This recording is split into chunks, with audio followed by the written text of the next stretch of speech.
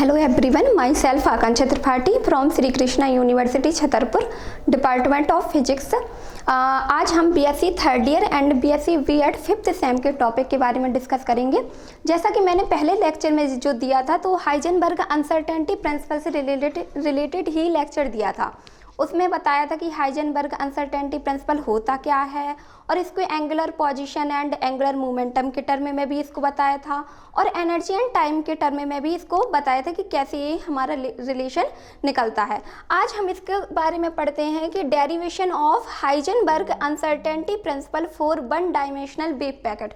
मतलब कि one dimensional wave packet के लिए हाइजेनबर्ग अनसर्टेनिटी प्रिंसिपल का जो डेरिवेशन है, इसको हम प्रूव करेंगे, या ये कह सकते हैं कि जो हमारा पहला वाला लेक्चर था उसी से रिलेटेड या उसका ही ये पार्ट 2 है।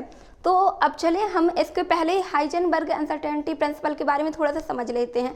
वैसे तो डिटेल डिस्कशन मैंने पहले वाले लेक्चर में किया था, लेकिन बहुत से स्टूडेंट ऐसे होंगे जिन्हें नहीं पता होगा, तो हम थोड़ा सा पढ़ लेते हैं पहले कि हाइजेनबर्ग अनसर्टेनिटी प्रिंसिपल होता क्या है। तो जो मैटर होता है, तो मैटर के ड्यूअल नेचर के बेस पर, ड्यूअल नेचर के बेस पर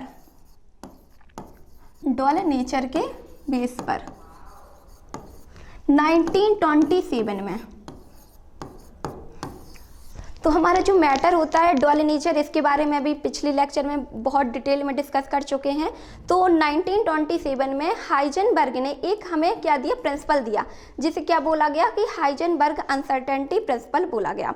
अब हाइजेनबर्ग अनसर्टेनिटी प्रिंसिपल में क्या कहा गया कि हाइजेनबर्ग अनसर्टेनिटी प्रिंसिपल में यह कहा गया कि जो हमारी माइक्रोस्कोपिकली कंडीशन होती है, यानी सूक्ष्म स्तरीय स्तर होता है, तो उसमें कोई जो पार्टिकल है, जैसे मूविंग पार्टिकल, तो मूविंग पार्टिकल है तो उसका किसी टाइम टी पर, मान लो कोई भी टाइम ले लो कि कोई टाइम टी पर उस पार्टिकल का पोजीशन और उस पार्टिकल की उसी टाइम पर टी पर, मतलब कि टाइम टी पर ही पार्टिकल की पोजीशन और उसी टाइम टी पर पार्टिकल का मोमेंटम एक साथ मेजर नहीं किया जा सकता। मतलब कि कहने का मतलब ये है कि अगर पोजीशन में सर्टेनिटी है तो मोमेंटम में क्या होगी, अनसर्टेनिटी होगी, और अगर मोमेंटम में सर्टेनिटी है तो हमारी क्या होगी, पोजीशन में अनसर्टेनिटी होगी। मतलब कि एक चीज़ अच्छे से मेजर हो सकती है तो दूसरी अच्छे से नहीं हो पाएगी। फिर इसकी जो डेफिनेशन है उसके बारे में हम डिस्कस करते हैं। तो इसकी डेफिनेशन जो थी, इसका जो फॉर्मूला था वो हमारा क्या था, delta x into delta p near equal to h upon 2 pi, या इसको हम इस टाइप से भी लिख सकते हैं, delta x into delta p near equal to h cross, इस टाइप से। तो एच क्या है, हमारा प्लांक कांस्टेंट है। यहाँ पर एच की वैल्यू क्या होती है, 6.6 into 10 to the power minus 34 joule into second. ये हमारा क्या रहता है कि इसकी एच की वैल्यू होती है, यानी प्लांक कांस्टेंट की। तो हमारी यहाँ से जो फॉर्मूला है, यहाँ से हाइजेनबर्ग की डेफिनेशन क्या बनती है, हाइजेनबर्ग की डेफिनेशन बनती है कि माइक्रोस्कोपिकली कंडीशन में किसी पार्टिकल की, यानी कोई मूविंग पार्टिकल है तभी तो उसमें मोमेंटम होगा, तो मूविंग पार्टिकल की पोजीशन में अनसर्टेनिटी तथा पोजीशन में अनसर्टेनिटी तथा मोमेंटम में अनसर्टेनिटी का मल्टीप्लाई, यानी इन दोनों का गुणनफल किसके बराबर होता है, एच अपॉन 2 पाई के बराबर होता है, या एच क्रॉस के बराबर होता है। एच क्रॉस की ही वैल्यू हमारी क्या होती है, एच क्रॉस की वैल्यू ही एच अपॉन 2 पाई होती है। ये सारा मैंने, वैसे आप लोग चाहें तो हमारा जो मैंने पहले लेक्चर दिया था उसके बारे में डिटेल से निकाल के पढ़ सकते हैं। ये तो मैंने थोड़ा आप लोगों को समझाने के बेस पर बता दिया कि कैसे क्या होता है, क्योंकि अभी हमें जो प्रूफ करना है तो वो रिलेशन हमें यही वाला अभी प्रूफ करेंगे हम, कि ये रिलेशन हमारा वन डायमेंशनल वेव पैकेट के लिए कैसे निकलता है। ठीक है, चलिए अब हम करते हैं डेरिवेशन स्टार्ट। तो यहाँ हेडिंग डाल लेंगे डिडक्शन।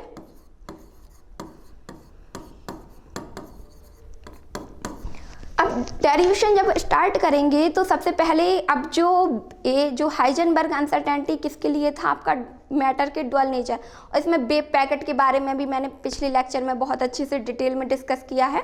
तो यहाँ पर जो हमारी वो बताया गया है कि 2 वेव्स हैं, माना कि कोई 2 वेव्स हैं, एक वेव ए हो गई, कोई दूसरी वेव ए हो गई, तो 2 स्टेशनरी वेव यानी प्रगामी तरंग है। अब यहाँ पर स्टेशनरी वेव की बात आ रही, तो आप लोगों के माइंड में क्वेश्चन हो रहा होगा कि स्टेशनरी वेव होती क्या है। तो स्टेशनरी वेव ऐसी वेव होती है जब वो मीडियम में प्रोपेगेट करे, मतलब कि मीडियम में क्या करे, गमन करे।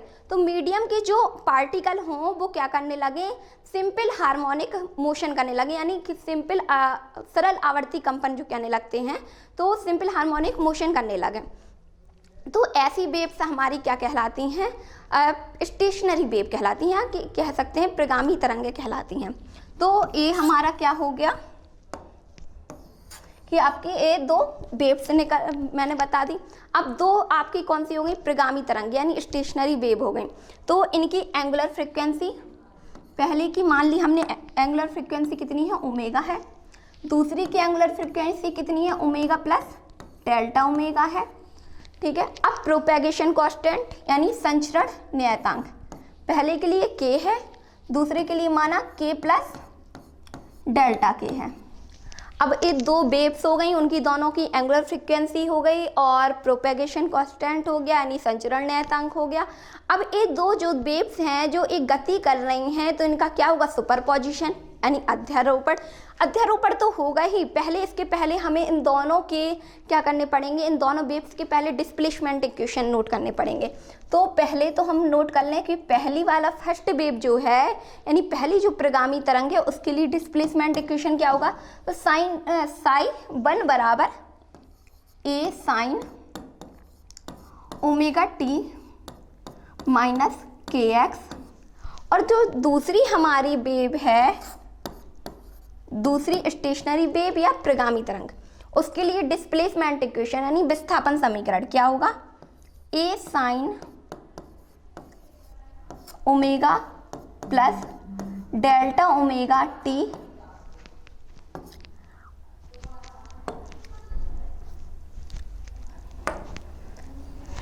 Delta omega t minus k plus delta k x. ये हमारी हो गई दोनों वेव्स के डिस्प्लेसमेंट इक्वेशन। ये फर्स्ट वेव है, इसको इक्वेशन फर्स्ट दे देंगे, इसको दे देंगे हम इक्वेशन सेकंड। अब क्या होगा, अब आपका जो दो वेव्स हैं, जैसे कि मैंने पहले अभी बोला था कि इन वेव्स का क्या होगा, सुपरपोजिशन यानी अध्यारोपण होगा। तो इनका जब अध्यारोपण होगा यानी सुपरपोजिशन होगा, तो हमें क्या प्राप्त होगी, एक रिजल्टेंट वेव प्राप्त होगी यानी परिणामी तरंग प्राप्त होगी। अब जो रिजल्टेंट वेव प्राप्त होगी तो उसका भी क्या होगा, एक डिस्प्लेसमेंट इक्वेशन होगा।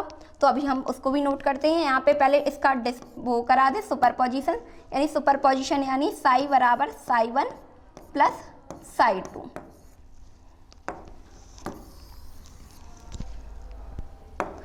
तो यहाँ पर हम ये वैल्यू पुट कर देंगे इक्वेशन फर्स्ट एंड सेकंड की, साई 1 की a sine omega t minus k x plus a sine bracket में क्या था, omega plus del omega t minus k plus delta k x. इसको दे देंगे हम इक्वेशन थर्ड। ये हमारी क्या प्राप्त हुई, रिजल्टेंट वेव का यहाँ पे हमने क्या करा दिया, सुपरपोजिशन करा दिया। अब इस इक्वेशन को हमें क्या करना है, सॉल्व करना है। तो इस इक्वेशन को सॉल्व करने के लिए अब हम लगाएंगे फॉर्मूला। यहाँ पे सबसे पहले तो ए हमारा क्या हो रहा, कॉमन हो जाएगा। तो साई बराबर ए कॉमन ले लेते हैं। पहले यहाँ पर एक फॉर्मूला जो हमें लगाना है वो मैं नोट कर देती हूँ कि यहाँ पर हम ए कॉमन लेके sine c plus sine d का फॉर्मूला लगाएंगे। तो sine c plus sine d का फॉर्मूला क्या होता है, sine c plus sine d का फॉर्मूला। यहाँ पे फॉर्मूला डाले दे रही हूँ मैं जो हमें यूज करना है, sine c plus sine d का। तो sine c plus sine d का फॉर्मूला होता है 2 sine c plus d by 2 into cos c minus d by 2। A वाला जो फॉर्मूला है इसको हम इक्वेशन थर्ड में अप्लाई करेंगे। तो अब यहाँ पर हम क्या करेंगे, साई बराबर जो इक्वेशन लिखी है a sine omega t minus k x plus a sine omega plus del omega t minus k plus delta k x, ये जो इक्वेशन लिखी है इसको हम सॉल्व करेंगे। तो सबसे पहले हम क्या करेंगे, यहाँ पर ए को कॉमन ले लें। अब फॉर्मूला को अप्लाई करें तो हमारा कितना निकलेगा, 2 sine c plus d by two. Sine c plus d by two का मतलब है, यहाँ पर इसको सॉल्व करेंगे तो हमारे कितनी वैल्यू निकलेगी, omega plus del omega by two t minus k plus delta k by two x into cos delta omega by two t minus delta k by two x. मतलब कि यहाँ पर a कॉमन ले लिया था, फिर हमने इसके बाद 2 sine c plus d by two sine c plus sine d का फॉर्मूला अप्लाई कर दिया, 2 sine c plus d by two into cos c minus d by two. और इक्वेशन थर्ड में, तो हमारे इक्वेशन थर्ड को जब हमने सॉल्व किया तो हमारा क्या रिजल्ट निकला, आप लोग इसको वैल्यू रख के सॉल्व कीजिएगा तो हमारी वैल्यू ए निकलेगी 2a sine omega plus del omega by two t minus k plus delta k by two x into cos del omega by two t minus delta k upon two x, ये निकलेगा। आप लोग जब solve करेंगे तो यहाँ पर cos minus करके ये वैल्यू निकलेगी, तो cos minus theta equal to आप लोगों को पता है कितना होता है, कॉस थीटा होता है। तो यहाँ पर मैंने ये वैल्यू डायरेक्ट पुट कर दी है। तो अब इसके बाद यहाँ पर हम लेट करेंगे,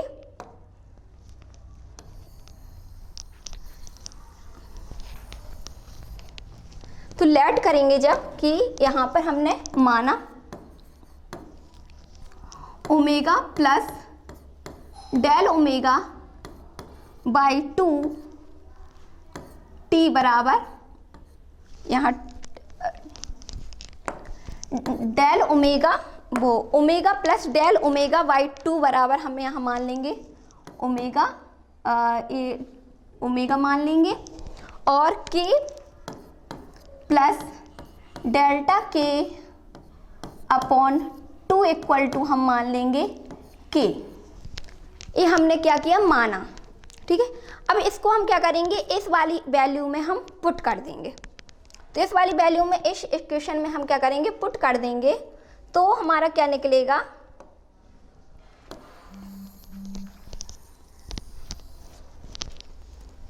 हमारा निकलेगा साइन बराबर 2a sine omega t minus k x into cos del omega by two t minus delta k upon two x, ये हमारी वैल्यू निकलेगी।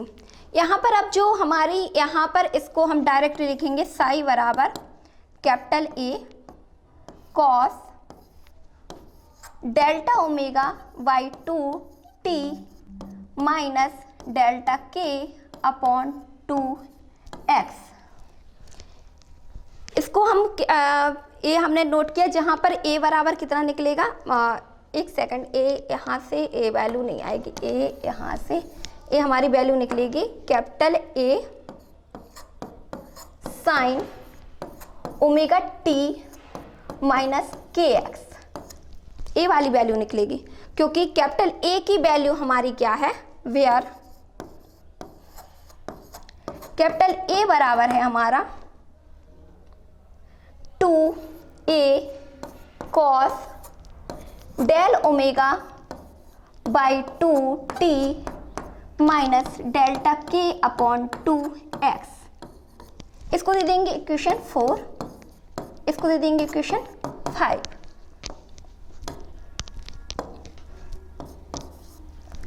उसको इक्वेशन 4 देंगे, इसको इक्वेशन 5 देंगे। हमने ये वाली वैल्यू जो थी उसमें पुट कर दी थी, तो हमारा ये रिजल्ट निकला था कि omega t minus k x, और यहाँ पर 2a cos delta omega by 2t minus delta k by 2x बराबर क्या है, कैपिटल A है।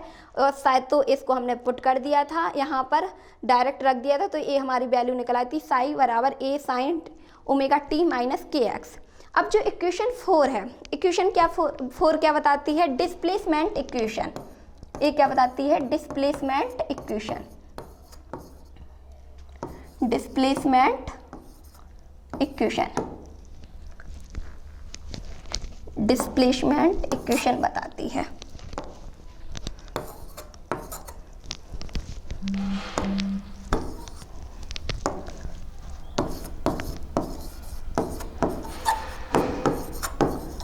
ये इक्वेशन 4 बताती है डिस्प्लेसमेंट इक्वेशन। अब इक्वेशन 4 डिस्प्लेसमेंट इक्वेशन किसका बताती है, जो रिजल्टेंट वेव हमें प्राप्त हुई थी दो स्टेशनरी वेव की सुपरपोजिशन से। और इक्वेशन 5 क्या बताती है, उसी रिजल्टेंट वेव का एम्पलीट्यूड को बताती है। अब यहाँ पर हम उसका डेरिवेशन जो प्रूफ कर रहे थे, अब इसी का जो रिजल्टेंट वेव है यानी वेव पैकेट है, इसका मैं डायग्राम बताती हूँ। इसका डायग्राम इस टाइप से बनेगा।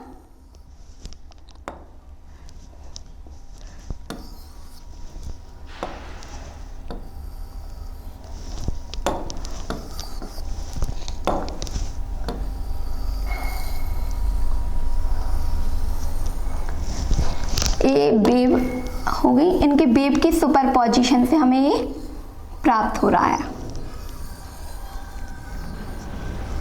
ये क्या है, ये रिजल्टेंट वेव है।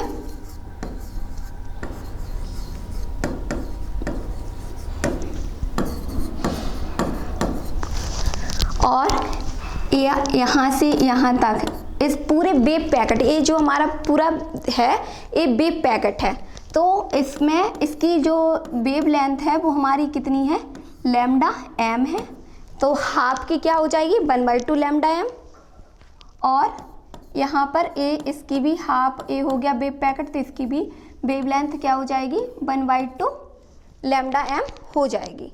अब जो हमारा ये डायग्राम बना है, तो ये किसका डायग्राम है, ये हमारा वेव पैकेट का डायग्राम है, कि जो हमारा रिजल्टेंट जो दो वेव्स की सुपरपोजिशन से जो वेव पैकेट बना था उसका डायग्राम है, उसको शो कर रहा है। अब इस वेव पैकेट में जो पार्टिकल है, पार्टिकल क्या कर रहा है, मूविंग कर रहा है, गति कर रहा है, तो पार्टिकल की पोजीशन में अनसर्टेनिटी, पार्टिकल की पोजीशन में अनसर्टेनिटी यानी डेल्टा एक्स किसके बराबर होगी, इस वेव पैकेट की वेवलेंथ, वेव पैकेट की वेवलेंथ कितनी है, लैम्डा एम, लैम्डा एम के 1/2 के इक्वल होगी, यानी 1/2 लैम्डा एम इसके बराबर होगी पार्टिकल की पोजीशन में अनसर्टेनिटी। इसको हम दे देंगे इक्वेशन 6। अब जो हमारा ये वेव पैकेट है, इस वेव पैकेट में पार्टिकल का प्रोपेगेशन कांस्टेंट भी होगा, यानी कण का संचरण नियतांक, वो हमारा कितना होगा, के एम बराबर डेल्टा के अपॉन 2। इसको दे देंगे इक्वेशन 7। अब हमारा प्रोपेगेशन कांस्टेंट जो होता है यानी संचरण नियतांक होता है, उसकी डेफिनेशन क्या होती है, उससे वैल्यू हमारी कितनी निकलती है, के एम बराबर 2 पाई अपॉन लैम्डा एम। ये हो गई प्रोपेगेशन कांस्टेंट की डेफिनेशन से वैल्यू, तो इसको दे देंगे इक्वेशन 8। अब हम क्या करेंगे, जो यहाँ से लैम्डा एम की वैल्यू निकालेंगे, तो लैम्डा एम बराबर कितना निकलेगा, 2 पाई अपॉन के एम, ये निकलेगा। अब हम क्या करेंगे, इसको इक्वेशन 8 दे दें, इसको ना दे करके हम इसको इक्वेशन 8 दे देंगे। अब इक्वेशन 6 में इक्वेशन 8 की वैल्यू को क्या कर देंगे, पुट कर देंगे, यानी कि फ्रॉम इक्वेशन 6 एंड 8 वैल्यू रखेंगे, डेल्टा एक्स बराबर लैम्डा एम की वैल्यू कितनी है, 2 पाई अपॉन के एम अपॉन 2, ये वैल्यू रख दी। अब के एम की वैल्यू हमारी कितनी है, इक्वेशन 7 से हम पुट कर देंगे, तो इसको इक्वेशन 9 दे दो, इसको हम दे दें इक्वेशन 9, और from equation 7 and 9, from equation 7 and 9। इसको हम रखेंगे वैल्यू को, तो क्या होगा डेल्टा एक्स बराबर 2 पाई के एम की वैल्यू कितनी है डेल्टा के अपॉन 2, फिर अपॉन में क्या है 2। इसको हम जब सॉल्व करेंगे तो कितना निकलेगा डेल्टा एक्स बराबर 2 पाई अपॉन डेल्टा के, ये निकलेगा। अब इसको आगे सॉल्व करेंगे तो delta x into cross multiply कर दिया डेल्टा एक्स इंटू डेल्टा के बराबर 2 पाई। एक इक्वेशन हमारी निकल आई, इसको दे देंगे इक्वेशन 10। इसको इक्वेशन 10 दे देंगे। अब हमारी इक्वेशन 10 कौन सी थी डेल्टा एक्स इंटू डेल्टा के बराबर 2 पाई। अब हम क्या करेंगे जनरल कंडीशन में, अभी तो क्या हो रहा था जो प्रोपेगेशन कांस्टेंट यानी संचरण नियतांक वगैरह हम सब नोट कर रहे थे, किसके लिए नोट कर रहे थे जो वेव की सुपरपोजिशन से हमें वेव पैकेट प्राप्त हो रहा था उसके लिए नोट कर रहे थे। अब हम क्या करते हैं जनरल कंडीशन में, in general condition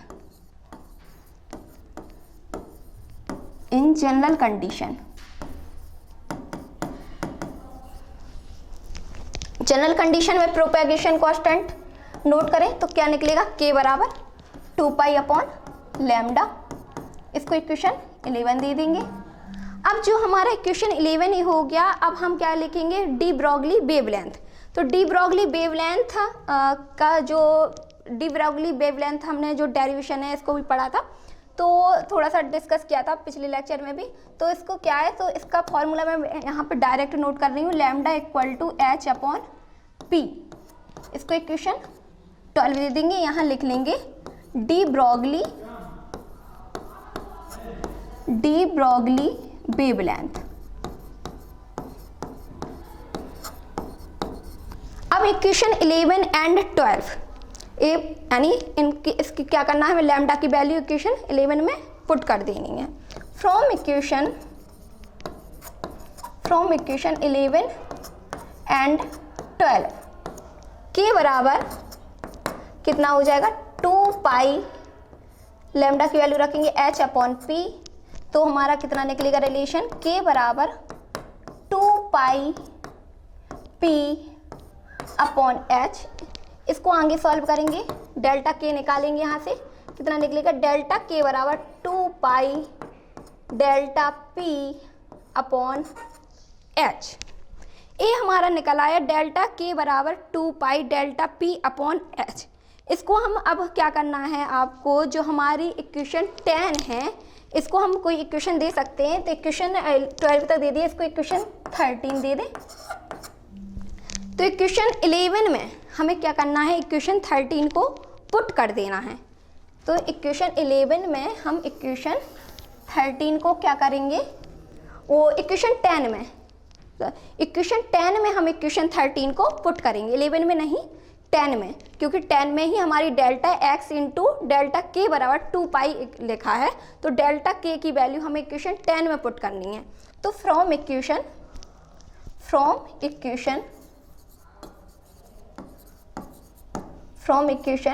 10 and 13 value put कर देंगे।